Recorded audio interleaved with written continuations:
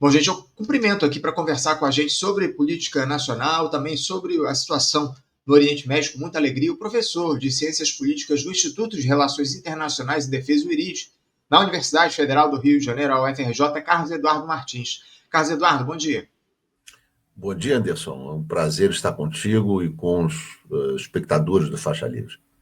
Prazer sempre é nosso, viu, Cadu? Obrigado por você, mais uma vez, atender aqui ao nosso convite, ainda mais num momento grave como esse que o mundo atravessa, a partir desses bombardeios que a gente observou na noite do último sábado, estarrecidos dos Estados Unidos a instalações nucleares lá no Irã. A gente vai se debruçar sobre esse tema daqui a pouquinho, viu, Cadu? Muita coisa para a gente repercutir ainda sobre isso. Fizemos aqui ontem 2 lives, enorme audiência, muito importante a gente fazer esses debates que fizemos aqui no Faixa Livre. Vamos dar continuidade a esses debates hoje à noite, mas daqui a pouquinho a gente vai tratar contigo também dessa questão. Mas antes eu queria fazer uma análise rápida do que é dos rumos do governo Lula. Né? Toda vez a gente começa aqui falando sobre política nacional, as iniciativas desse governo, um governo para lá de questionado, um governo com uma popularidade baixa, para a gente tomar aí como base os índices que o presidente Lula teve ao longo dos seus mandatos anteriores. O presidente perde a confiança da população brasileira e tudo isso graças a uma trajetória da economia de austeridade fiscal, que a gente também vai se debruçar daqui a pouquinho. Tivemos aí recentemente essas crises envolvendo a questão do INSS, também essa situação, esse conflito, entre aspas, com o Congresso Nacional em torno daquela situação relativa aos impostos, né? O governo querendo aumentar determinados impostos e o Congresso Nacional barrando esse tipo de iniciativa, enfim. Uma crise, muita gente diz, fabricada entre o governo e o Congresso. Fala-se muita gente que é um jogo de cena, que o governo tenta empurrar para o Congresso o aumento aí dos impostos, mas enfim. Fato é que o presidente Lula atravessa um momento muito difícil na sua trajetória. E eu queria uma análise tua a respeito desse momento que o governo enfrenta. Como é que você avalia as ações e inações dessa gestão do terceiro mandato do presidente Lula, Carlos?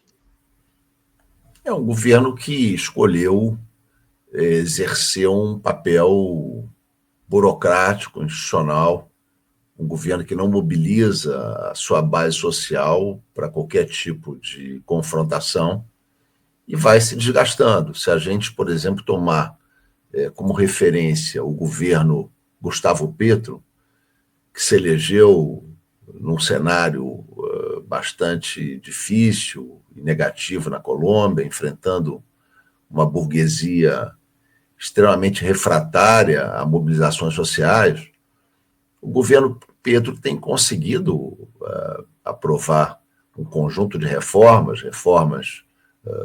na saúde, reformas previdenciárias, reformas, agora se está em vias de se aprovar a reforma trabalhista, e o Gustavo Petro tem enfrentado uma forte oposição no Congresso e tem conseguido dobrar essa oposição justamente pelo fato de que tem mobilizado a população, inclusive chamado a consultas populares.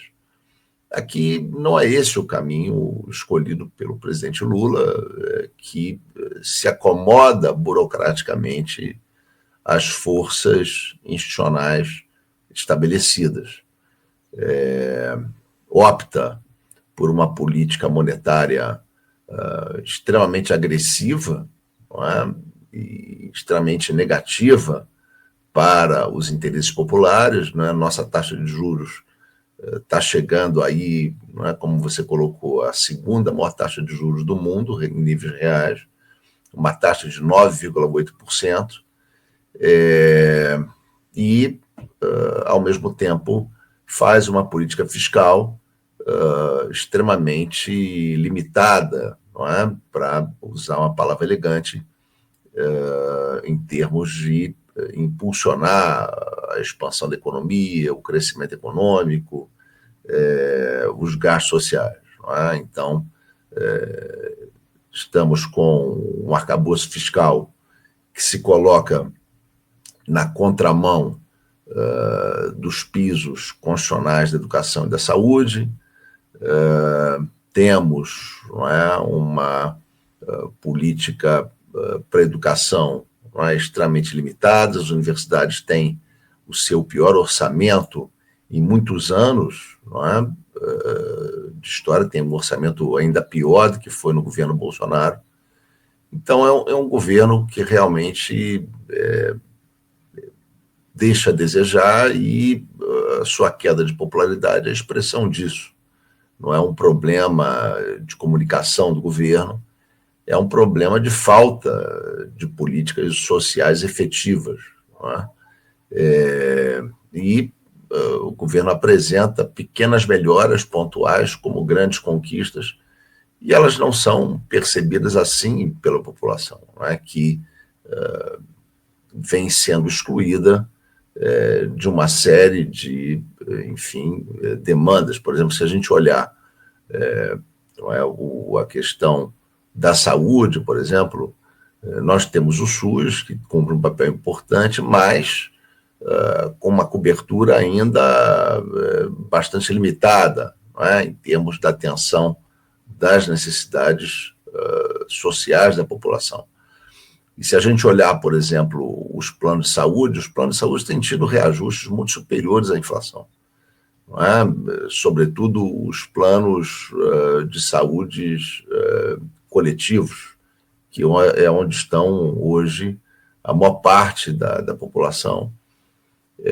Esses planos de saúde têm tido reajustes na ordem de 15% ao ano, o que exclui segmentos expressivos da população.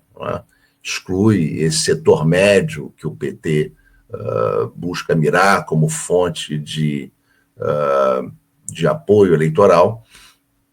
Esse segmento é completamente excluído. Não é? Então, nós não temos nenhuma política, efetivamente, de expansão de uma classe média no Brasil. Não é? Os planos de saúde, eles atingem hoje o que é 25%, 30% da população no máximo. Não é? Então, se trata de uma população que depende de serviços públicos que estão sendo comprimidos por gastos sociais que estão limitados pelo arcabouço fiscal, e isso efetivamente se traduz num desempenho nas pesquisas extremamente modesto do presidente Lula. Então não há nada de surpreendente nisso. Isso é resultado de uma orientação de acomodação às estruturas do establishment no Brasil, que o governo tem optado por essa trajetória, e os resultados são muito ruins. Você citou, Carlos Eduardo, o governo Petro. Chama atenção porque o Gustavo Petro, com uma correlação de forças absolutamente desfavorável lá na Colômbia, ele aprovou recentemente uma reforma trabalhista. Vou até colocar aqui na tela. O Senado da Colômbia aprovou a reforma trabalhista em uma vitória do Gustavo Petro, isso na última semana. Ou seja, Cadu, essa argumentação da correlação de forças, ela não é lá muito aceitável diante do que a gente vê aqui na própria América do Sul, no próprio continente aqui, com o Gustavo Petro tendo vitórias, mesmo com uma correlação de forças, um Congresso absolutamente oposicionista, né? Claro, e o Gustavo Petro chama consultas populares, né? O Gustavo Petro chama a população a participar, a se mobilizar, etc. E aqui o governo Lula não faz nada referente a isso, muito pelo contrário. O governo Lula opta por uma política de desmobilização. Não é? Isso a gente vê em vários campos. Não é? Por exemplo, na questão de enfrentar os militares, não é? E, por exemplo, a política, não é, de violação aos direitos humanos, não é, que ainda está presente, em certa medida, essa cultura nas Forças Armadas brasileiras. O governo Lula, por exemplo, não é, quer esquecer o que foi 64. O governo Lula não quer saber de nada em relação a esse período trágico da história brasileira e opta, não é, por uma política de esquecimento, enfim, demorou muito tempo para para retomar a Comissão de Mortes e Desaparecidos, sepultou a ideia do Museu de Direitos Humanos. Então, o governo Lula não confronta com estruturas estabelecidas, mesmo havendo, não é, na população um acolhimento muito grande a essa crítica, não é, aos militares, a recuperação da importância dos direitos humanos, não é, de uma cultura de defesa dos direitos humanos. O governo Lula optou por uma posição extremamente moderada, não é? E entre os indicados no Supremo Tribunal Federal, nós vimos que foi justamente o Alexandre de Moraes, o indicado pelo ministro Temer, que se destacou pelo enfrentamento aos golpistas, não é, de 2023. Então, a posição do governo é uma posição de muita acomodação, muita passividade, não é uma posição de mobilizar a população para grandes transformações sociais. Muito pelo contrário. O que o governo busca é uma posição centrista, uma posição, não é, de acomodação às forças dominantes, e com isso fica muito difícil se estabelecer transformações sociais significativas. O governo não polariza, não coloca para a população quais são os lados de uma disputa social e política que se faça no Brasil. E na medida em que não polariza, não permite que a população desenvolva sua consciência. O governo se acomoda a essa estrutura e reclama que da população não vem nenhuma consciência crítica. Ora, não virá, porque não é o papel da população tomar a dianteira nisso. O que se espera é que seus representantes tomem a dianteira, indiquem os conflitos, indiquem os problemas e, nessa medida, busquem o apoio da população, esclareçam e desenvolvam sua consciência.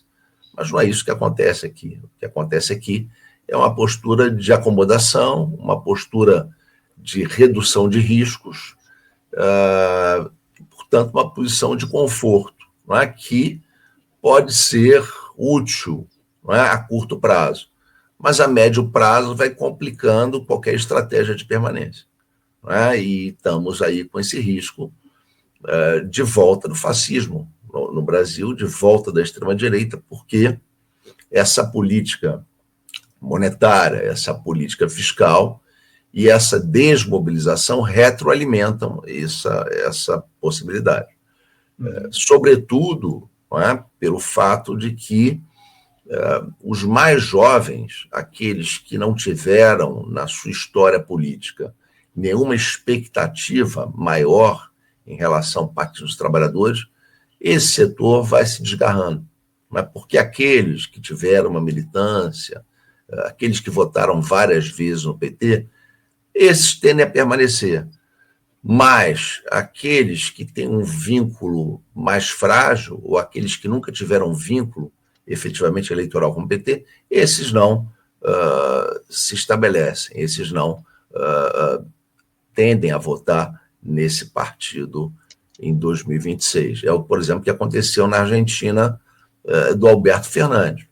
O Alberto Fernandes perdeu, não é, a sucessão, né? O Sérgio Massa não foi eleito porque, sobretudo, a juventude, aqueles que tinham entre 18 e 25 anos, abandonaram o peronismo, porque não viram no peronismo que eles conheceram nenhuma expressão de defesa dos seus interesses.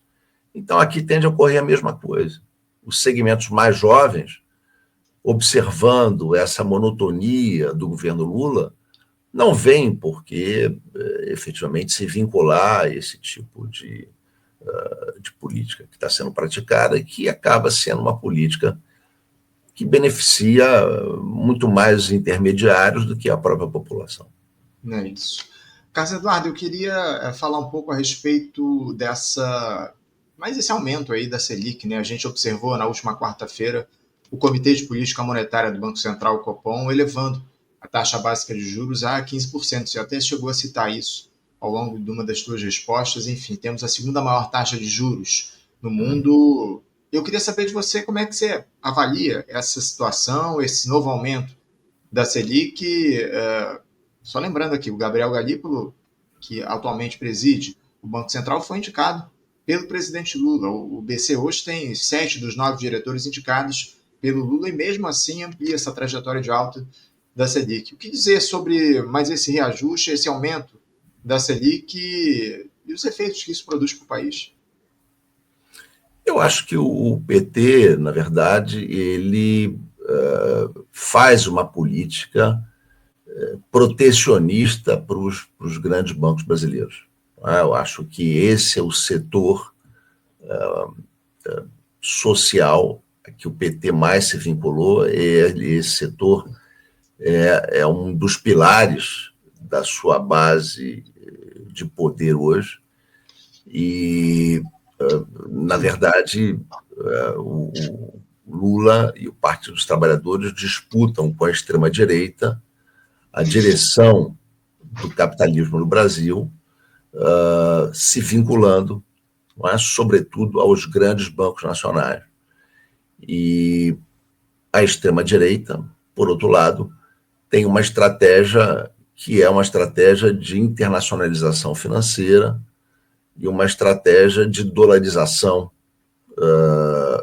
do país, e uma estratégia de criptomonetização do país. Então, acho que o PT faz a política da FEBRABAN porque busca, em certa medida, o seu apoio. Se trata de uma política para os grandes bancos, com algumas medidas compensatórias para beneficiar a população, sobretudo de baixíssima renda, mas que deixa de fora um miolo grande da população e deixa de fora qualquer política de desenvolvimento. Então, no Brasil hoje, o que se verifica é uma luta de classes nesses termos. De um lado, um partido de origem operária, que se vinculou aos grandes bancos nacionais e faz políticas em seu favor, por isso, inclusive, as taxas de juros estabelecidas pelo PT são superiores à desse grupo que quer a internacionalização financeira do Brasil.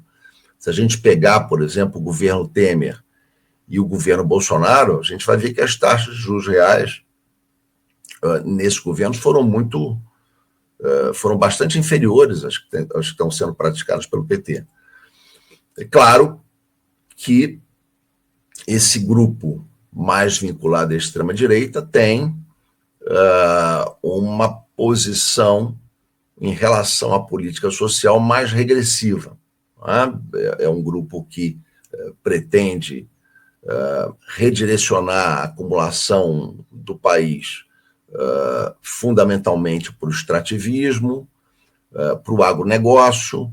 Se a gente olhar, por exemplo, a distribuição funcional da renda, é muito claro, não é, que ela é muito menor para o trabalho nesses segmentos do que na manufatura, por exemplo. Então, se a gente olhar a distribuição funcional da renda na agricultura, o trabalho tem mais ou menos 20% da participação. Se a gente olhar a distribuição funcional da renda no extrativismo, a participação é mais ou menos essa. Se a gente olhar na manufatura, é 50% a participação do trabalho. Se a gente olhar no setor de serviços, é da ordem de 60%. Então, o que se tem no Brasil, da parte do conjunto da burguesia, um abandono do setor produtivo industrial, porque o setor produtivo industrial, ele, de alguma forma, ele fortalece os trabalhadores, e permite impulsionar políticas de distribuição de renda mais efetivas, mas esse segmento tem sido abandonado tanto, não é, pelas alianças buscadas pelo PT, quanto pelas alianças buscadas pela extrema-direita. Não é? Busca fortalecer os bancos nacionais e outro segmento busca a internacionalização financeira e o vínculo ao agronegócio e ao extrativismo. E o Brasil fica carente, não é, de uma política de desenvolvimento que possa efetivamente impulsionar a sua indústria, que possa impulsionar um setor de serviços, sobretudo de serviços públicos, vinculados à saúde, à educação. Nós vimos, por exemplo, qual é a posição dos governos petistas em relação às greves no setor público, impulsionada pelos trabalhadores da saúde e da educação. A posição dos governos petistas foi uma posição draconiana, de nenhuma negociação praticamente com esse segmento, porque não cabe na estratégia desse tipo de liderança um modelo de desenvolvimento para o Brasil onde o serviço público tenha um papel fundamental, né? E onde o Estado tenha efetivamente um papel estruturante. Por isso que esse governo faz essa política fiscal regressiva, por isso que ele prioriza os grandes bancos nacionais, e o problema é que essa política não dá base social e ela, do ponto de vista da reprodução da acumulação do capital, ela é mais atrasada, digamos assim, em termos de dinamismo, que a política da extrema-direita, não é? Que é essa política mais agressiva de internacionalização financeira. Praticamente hoje, o que resta de segmento nacional da burguesia brasileira está concentrado nos bancos. Todos os outros setores eles estão sendo profundamente transnacionalizados. O segmento dos bancos ainda é um segmento com forte densidade nacional, mas é um segmento atrasado, não é? Do ponto de vista da dinâmica do capital, da acumulação do capital, e do ponto de vista de oferecer vantagens à população, porque é um segmento que não faz nenhuma intermediação financeira do ponto de vista de criar infraestrutura e do ponto de vista de atender as necessidades sociais da população. Carlos, eu queria entrar já nessa situação envolvendo conflito lá no Oriente Médio, esses ataques que a gente observou dos Estados Unidos ao Irã na noite do último sábado. Fomos pegos de surpresa, de alguma forma, pelos ataques, ainda que o Donald Trump tivesse dito que estava ali avaliando o momento de atacar ao longo das próximas 2 semanas, e ele fez esse ataque no último sábado. A gente acompanhou isso aqui muito de perto ontem no Faixa Livre, fiz 2 edições especiais do programa, vou fazer mais uma hoje à noite, a gente vai acompanhar isso, vai seguir fazendo as análises sobre esse momento difícil que o mundo atravessa, esses ataques estadunidenses. O Donald Trump, mais uma vez, os Estados Unidos propriamente, mais uma vez, realizam uma ação absolutamente ilegal que fere o direito internacional, enfim. Eu queria que você falasse um pouco sobre os ataques propriamente ditos e sobre a reação do mundo a essa ação estadunidense lá bombardeando 3 instalações nucleares iranianas. Como é que você viu como é que você avalia esse momento, esses ataques e como os atores internacionais se posicionaram frente a esses ataques? Eu acho que o que está ali, Anderson, efetivamente, é uma política de estrangulamento energético das novas potências emergentes no mundo, não é? Fundamentalmente a China e a Índia. Eu acho que o objetivo do Trump é, tomando como pretexto o enriquecimento do urânio iraniano, que é uma política legítima, é uma política que se encontra dentro dos cânones, não é, de um enriquecimento pacífico, mas eu acho que, tomando isso como pretexto, não é, o que o Trump pretende é desestabilizar a circulação de petróleo e seus derivados no Estreito de Hormuz. Por quê? Porque a circulação de petróleo e seus derivados no Estreito de Hormuz abastece fundamentalmente a Ásia, abastece fundamentalmente a China, a Índia, e, em menor medida, Japão e Coreia do Sul.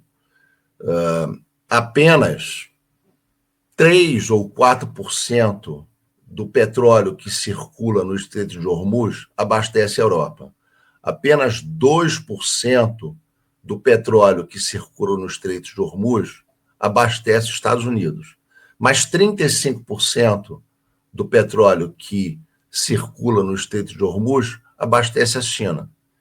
E 15% abastece a Índia. Então, se trata do quê? Se trata de uma ação desesperada dos Estados Unidos, que, incapaz de competir com a China do ponto de vista tecnológico, tenta estrangular, não é, a China do ponto de vista energético, não é? Tumultuando o Oriente Médio, tumultuando essa região e, preferencialmente, não é, inclusive, buscando provocar uma mudança de regime no Irã para que os próprios Estados Unidos controlem o Estreito de Hormuz e limitem o abastecimento dessas economias. Veja você, por exemplo, não é?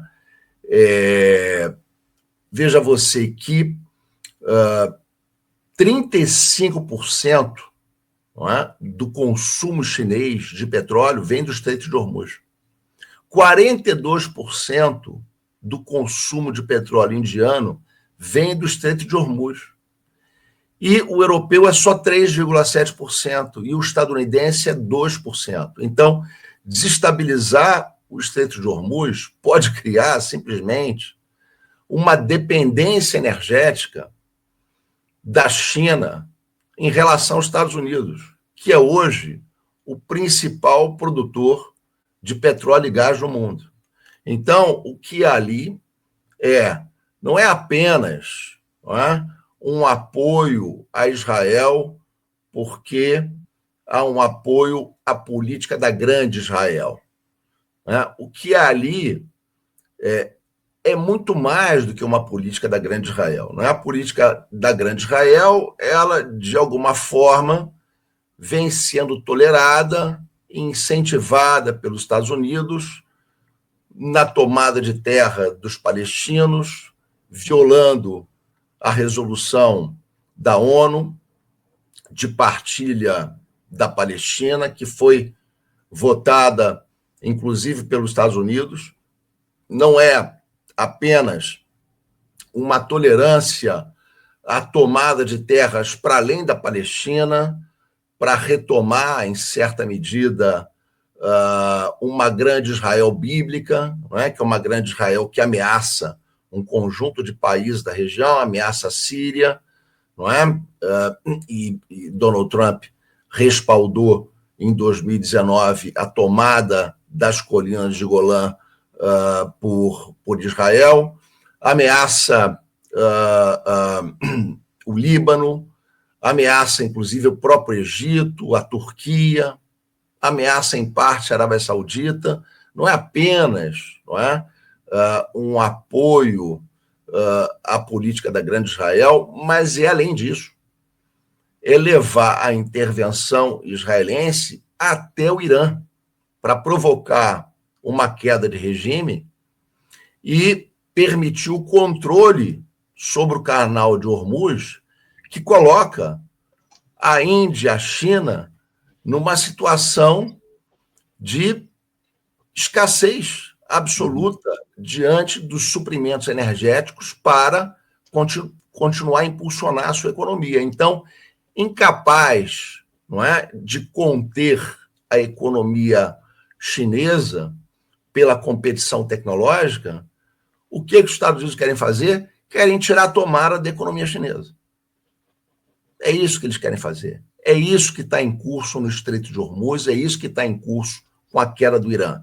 É impedir que o Estreito de Hormuz possa continuar abastecendo a China e a Índia. Não é? A posição do Donald Trump é de um imperialismo territorialista, um imperialismo territorialista que se orienta para controlar pontos estratégicos e rotas marítimas chaves. Então, ele busca retomar o controle do Canal do Panamá, ele mira a Groenlândia para ter o controle sobre o Ártico, e ele está mirando o controle do Estreito de Hormuz, que tem um papel chave no suprimento energético da criação e desenvolvimento da Eurásia. É isso que está em cena nessa região. Curioso você dizer isso, Cadu, porque eu estive lendo essa manhã um tweet, na verdade uma declaração de um representante chinês, vou até colocar aqui na tela, publicado pelo site de notícias Global Times. Eu vou ler aqui embaixo a tradução dessa fala. Questionado sobre o suposto apoio do parlamento do Irã ao fechamento do Estreito de Hormuz, sobre os comentários da China, se a China manteve conversas com o Irã sobre o assunto, o porta-voz do Ministério das Relações Exteriores da China, Guo Jiakun, afirmou na segunda-feira que o Golfo Pérsico e suas águas circundantes são canais vitais para o comércio internacional de bens e energia. A salvaguarda da segurança e da estabilidade na região atende aos interesses comuns da comunidade internacional. A China apela à comunidade internacional para que intensifique os esforços para aliviar as tensões e evitar que a instabilidade regional tenha um impacto maior no desenvolvimento econômico global. Palavras aí desse porta-voz da China. Ou seja, Cadu, pelo que diz aí esse representante dos Ministérios das Relações Exteriores da China, parece que o país vai se colocar, obviamente, contrário ao fechamento do Estreito de Hormuz, como, de alguma forma, o Irã cogita, né? O parlamento iraniano ontem aprovou a possibilidade desse fechamento. Agora depende do executivo fazer essa iniciativa, tomar essa iniciativa. Como é que você avalia essa posição da China diante a China, que até ontem se colocava como um apoiador do Irã, enfim. Como é que você avalia essa posição do governo chinês em relação ao Estreito de Hormuz? A China é uma apoiadora do Irã e a China não pode permitir que o Irã caia. Porque se o Irã cair, o Estreito de Hormuz vai ser fechado pelos Estados Unidos. Não há a menor dúvida disso. Não é? Quem se interessa pela destabilização do Estreito de Hormuz é os Estados Unidos. Claro que essa pode ser, digamos assim, uma arma de desespero do Irã para buscar apoios, não é? Buscar um engajamento financeiro, militar, maior na defesa do Estado iraniano. Mas, do ponto de vista concreto, essa ameaça, se realizar, ela atinge de maneira destruidora a China e a Índia. Atinge o Japão e a Coreia do Sul também, não é? Cria, não é, uma espiral de destabilização na Ásia de efeitos imprevisíveis, não é? Inclusive sobre aliados dos Estados Unidos, não é? Como são Japão e Coreia do Sul, que são pilares fundamentais para os Estados Unidos manter uma posição de controle sobre o mar meridional da China. Mas é certo, não é, que o principal impacto é sobre a China e sobre a Índia. Claro, não é, que esse impacto sobre a China e sobre a Índia vai provocar um efeito recessivo global, porque vai fazer disparar os preços internacionais do petróleo. E isso vai afetar a economia norte-americana. Mas vai afetar muito menos do que afeta a China e a Índia. E sabemos, não é, que o Trump articulou toda a sua candidatura vinculada ao lobby do petróleo e se colocando abertamente contra a transição energética. Então, está muito dentro do script do Trump, que é usar o controle dos combustíveis fósseis como ponto de relançamento do poder norte-americano no mundo. É uma tentativa desesperada, é uma tentativa que produz efeitos que estão muito além da capacidade de previsão e controle do Trump e do seu grupo, e mesmo racha o grupo trumpista. Há um grupo que apoia o Trump que está muito reticente em relação aos gastos militares com as guerras, e a marginalização e expulsão do Elon Musk do governo tem a ver com isso. O Elon Musk era uma liderança dessas fiscalistas, né, que queria redução de gastos para e passo às reduções de impostos. E o que o Trump está apoiando nesse momento, tudo indica, é uma forte elevação de gastos militares para fazer uma política imperialista no Estreito de Hormuz contra um adversário do Oriente Médio que os Estados Unidos nunca enfrentou diretamente, não é? Em uma guerra, um adversário que é muito maior do que o Iraque foi, muito maior do que o Afeganistão foi. Então, é um adversário que tem uma densidade demográfica e uma importância geoestratégica que nenhum outro adversário que os Estados Unidos enfrentou teve, e, portanto, isso remete a uma guerra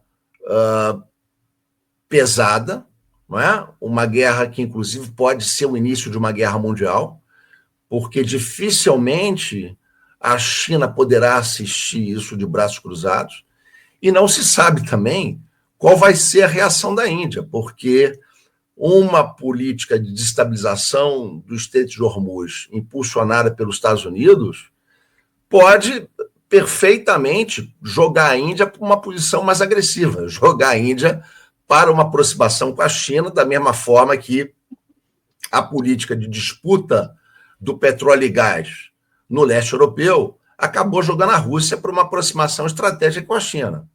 Então, essa é uma política que pode ser um tiro no pé do Trump. Ele está se metendo num nível de conflito cujas consequências ele não controla. E é uma base de apoio dele que está muito reticente com isso e querendo frear esse tipo de iniciativa. Sim, sem dúvida. Não, e eu queria aproveitar essa tua deixa para te questionar justamente a respeito dessa figura, desse personagem que é o Donald Trump. Você citou que a base dele está fracionada, questiona esses ataques dele lá. A base que eu cito é essa turma do MAGA, né, do Make America Great Again, né, essa turma aí que apoiou a eleição do Donald Trump lá nos Estados Unidos, anda muito dividida em relação a esses ataques. Aliás, há uma outra questão relacionada ao Donald Trump, uma expressão que tem sido usada recentemente, tira ele do sério, ataco, Trump always chickens out, algo como Trump sempre amarela, uma tradução livre. Enfim, eu queria que você falasse um pouco sobre como é que o Trump atualmente está nos Estados Unidos, porque fala-se muito sobre uma perda de popularidade de apoio do Trump, você citou aí a base dele, enfim. Há quem diga que esses bombardeios que a gente observou no último sábado foram uma forma do Trump mostrar que ele não amarela para reagir a essas críticas que ele tem recebido ao longo dos últimos tempos, enfim. Como é que você avalia a posição do Donald Trump nos Estados Unidos? Fala-se, inclusive, da possibilidade de um impeachment dele, porque o Congresso estadunidense não teria aprovado esses ataques ao Irã, a entrada do país nessa guerra. Como é que o Trump está hoje nos Estados Unidos, se você acredita nessa possibilidade de uma derrubada do presidente? Olha, eu acho que, sim, há uma queda de popularidade do Trump, não há dúvida, mas o Trump está muito coberto internamente. Não é? Ele tem o apoio do Partido Republicano, que dificilmente vai aceitar colaborar com os democratas para uma derrubada do Trump, e ele tem o apoio da Suprema Corte, não é? Que deu a ele essa condição de imunidade relativa, não é? Cujos limites ninguém sabe exatamente qual é. Então, ele conseguiu um poder interno suficientemente forte para exercer uma espécie de capitalismo de Estado nos Estados Unidos que vai revelando esse viés extremamente regressivo do ponto de vista social, esse viés extremamente violento, não é? Do ponto de vista internacional também. Não é? Então, se trata, não é, de um governo de extrema-direita que vai ganhando força para ter uma autonomia relativa frente à burguesia para afirmar supostamente interesses geopolíticos norte-americanos para recuperar a hegemonia e o poder perdido no mundo. Através do quê? Através da guerra. Então, veja, é um fascismo que se desenvolve com o Trump que vai apresentando tendências evolutivas muito dramáticas, tendências evolutivas expansionistas que o aproximam muito de um perfil nazista, não é? Nós estamos aí diante de um fascismo, não é, que está assumindo uma agressividade internacional violentíssima, com todos os componentes de discriminação étnico, racial, nacional, regional, enfim, não é? Nós estamos aí diante de uma política de poder imperialista, violentíssima, com todos os componentes étnico-raciais de exclusão e de violência. Não é? E é isso que está sendo praticado no Oriente Médio internamente, não é? Com expulsão de imigrantes, proibição de que populações de determinadas regiões viajem para os Estados Unidos. A África tem sido fortemente penalizada em relação a isso. Então, nós estamos aí diante de uma evolução extremamente preocupante do poder norte-americano, porque ela consegue, com a estrutura de poder interna, se manter, apesar do desgaste eleitoral, na medida em que ela ganha um respaldo jurídico institucional para estar acima da Constituição, para estar acima da legalidade, e tem, não é, a força para fazer apostas internacionais extremamente graves, que podem colocar realmente a humanidade à beira de uma terceira guerra mundial. Não é? O que está acontecendo no Estreito de Hormuz é uma confrontação que está atingindo hoje, que está envolvendo hoje as principais potências do planeta. Isso não é uma confrontação com um país de periferia, de semi-periferia, isso não é apenas um apoio a uma política de grande Israel, não é apenas uma violência contra os palestinos, isto é uma política de controle de uma zona estratégica que abastece energeticamente a Ásia. É isso que está em curso. Não é? O que está em curso é produzir um caos energético na China e na Índia e destruir o sul global como alternativa emergente de reconstrução da economia mundial. É isso que está em curso ali. Agora, Carlos Eduardo, você citou, numa das suas respostas, um ator que pouca gente tem falado. Você citou a Índia. A gente tem aí o Irã sendo atacado pelos Estados Unidos. Esse ataque ao Irã, de alguma forma, pode ser compreendido como um ataque aos BRICS. Dá para esquecer que o Irã é um país que hoje compõe o grupo dos BRICS. Ou talvez a China, se citou também essa essa situação envolvendo os Estados Unidos, o Estreito de Hormuz, que dificultaria o comércio de petróleo, enfim. Dá para tentar fazer essa relação entre o ataque do Donald Trump ao Irã e uma tentativa de desestabilizar os BRICS? Mas não há dúvida, é uma tentativa de desestabilizar esse poder emergente multipolar que tem um polo central na China. Não é? Eles tentaram inicialmente atingir a Rússia como um corredor logístico estratégico da articulação da China com a Europa e como um poder que competia com os Estados Unidos pela exportação de petróleo e gás, pela exportação de armas, pela exportação de cereais. Não é? Então, tentaram atingir a Rússia, mas justamente a avaliação do Trump era qual? Que a Rússia não era um alvo tão grande assim que justificasse o investimento militar, e o Trump, então, manobra para desaquecer o conflito no leste europeu e criar outro, não é?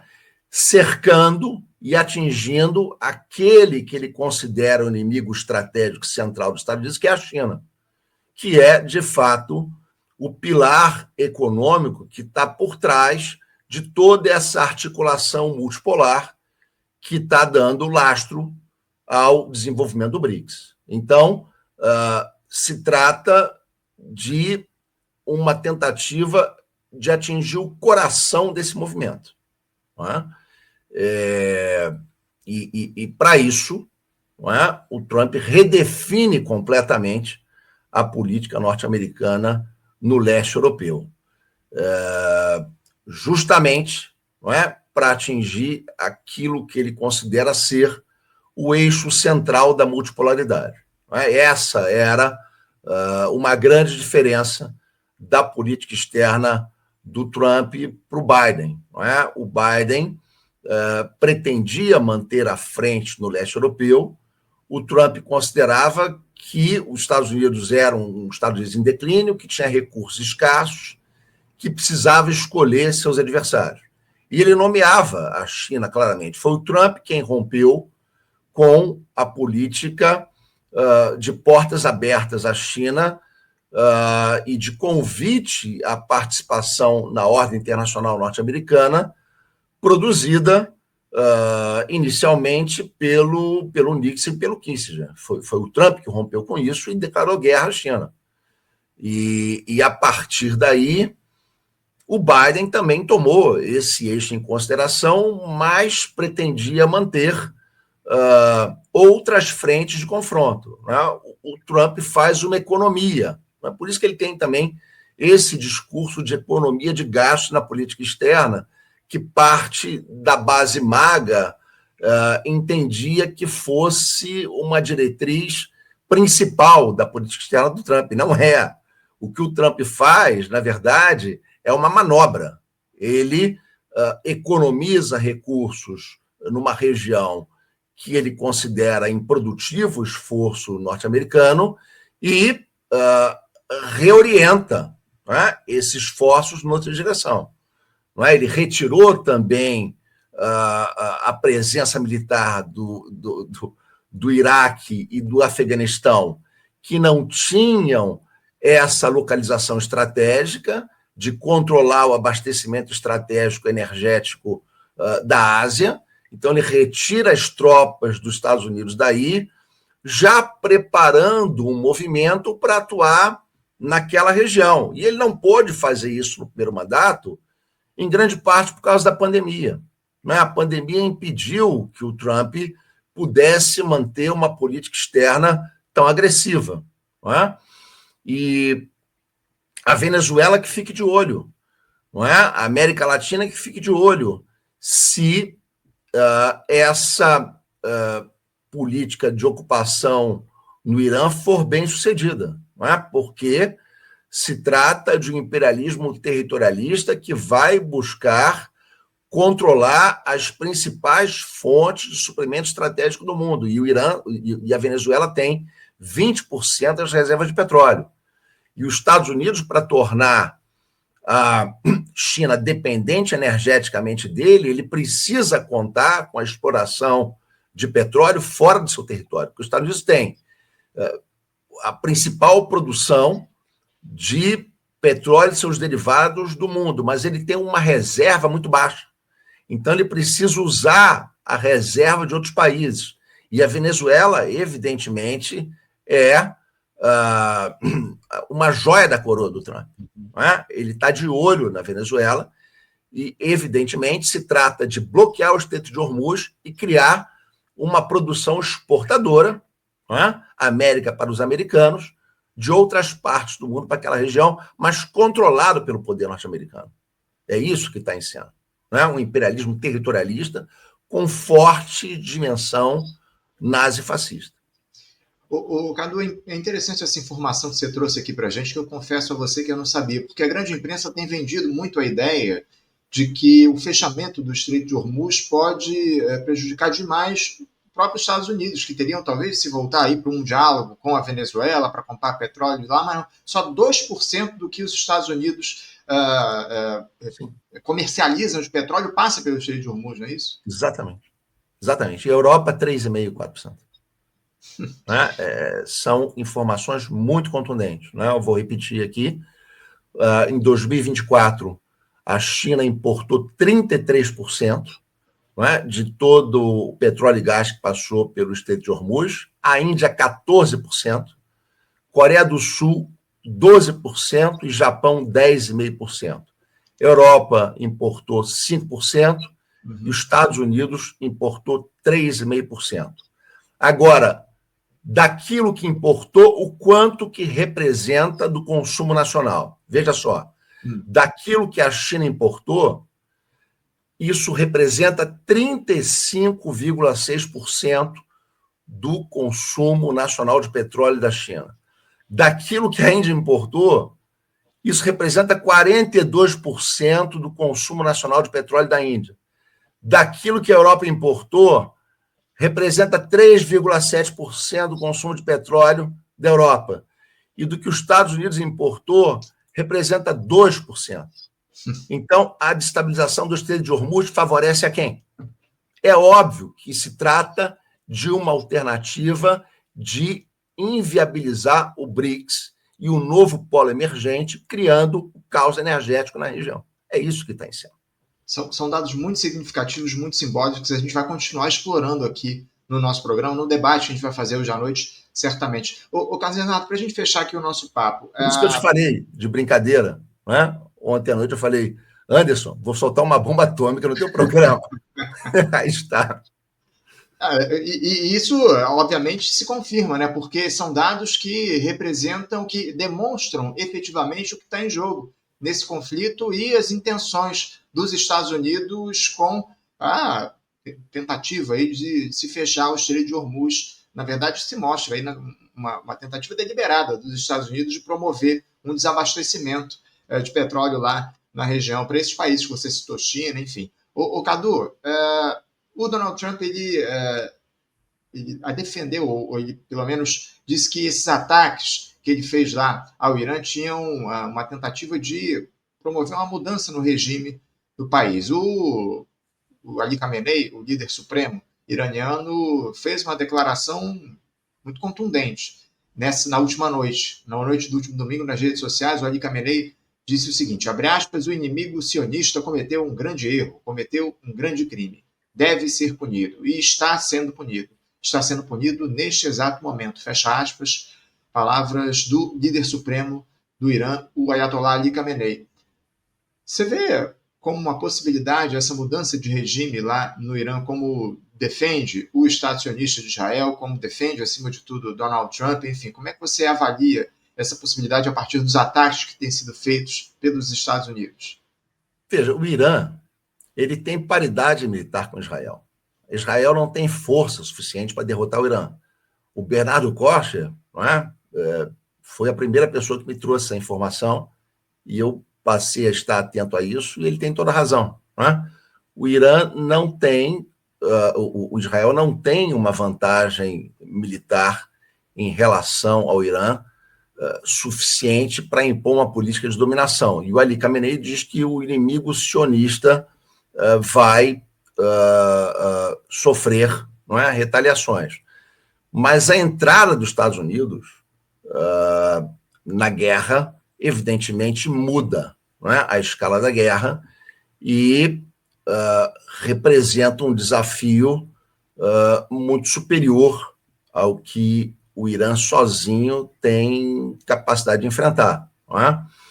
E a entrada dos Estados Unidos na guerra, entretanto, isso é bom mencionar, não atende apenas aos interesses subimperialistas de Israel, não atende apenas à política expansionista da Grande Israel, atende ao interesse norte-americano de inviabilizar o Estreito de Hormuz e destabilizar energeticamente a China e a Índia. É a isso que atende. E, na medida, não é, em que a entrada dos Estados Unidos para desestabilizar a correlação de forças em favor da ocupação, não é, possa avançar, aí se coloca uma questão gravíssima, porque se a China, a Rússia e esse polo emergente observam isso de braços cruzados, o resultado vai ser um golpe nessas economias violentíssimo. Não é? Se não observam de braços cruzados, enfrentam auxiliando o Irã, o que é isso? Nós estaremos diante da Terceira Guerra Mundial, não é? Que poderá, inicialmente, não ser nuclear, mas nós estaremos diante de uma confrontação no Estreito de Hormuz que vai envolver as principais potências que disputam a reestruturação da economia mundial nos tempos contemporâneos. E não é surpreendente, veja, porque